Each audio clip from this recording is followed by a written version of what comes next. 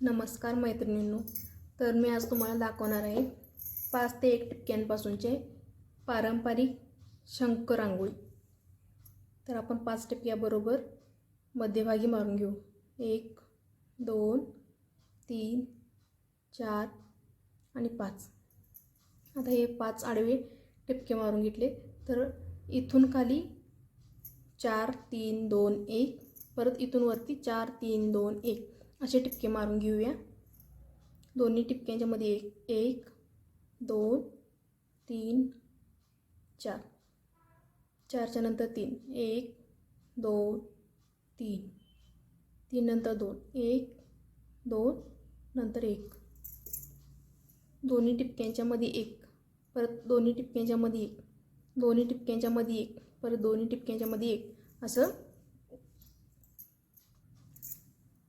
आता हे वरच्या बाजूला असे आपण मारून घेतलो, असे सेम खालच्या बाजूला सुद्धा मारून घ्यायचे।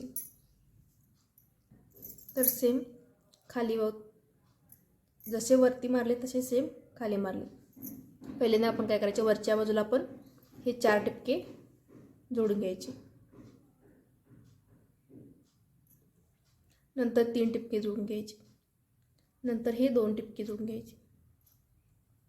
वरती असा एका टिपकेला हे असा गोल असा अर्धचंद्र गोल आकार द्यायचा, हे असे जोडून घ्यायचे। आपल्या शंखाच्या वरची बाजू आपली इथे तयार झालेली आहे।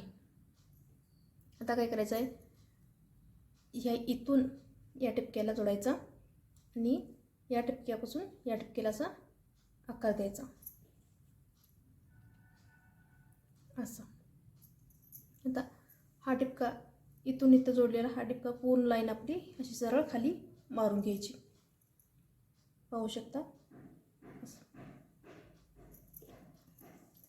इथून इथं जोडायचं क्रॉस, इथून सरळ अशी क्रॉस लाईन सेम अशीच मारून घ्यायची,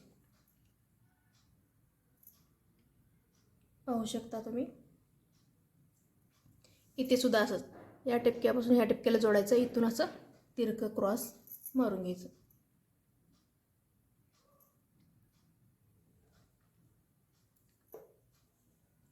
आता आपल्याला काय करायचं आहे,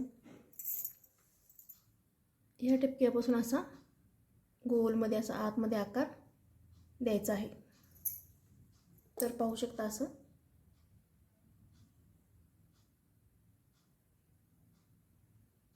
असा आकार आपल्याला द्यायचा आहे आणि हा आपला शंख आपला तयार झालेला आहे।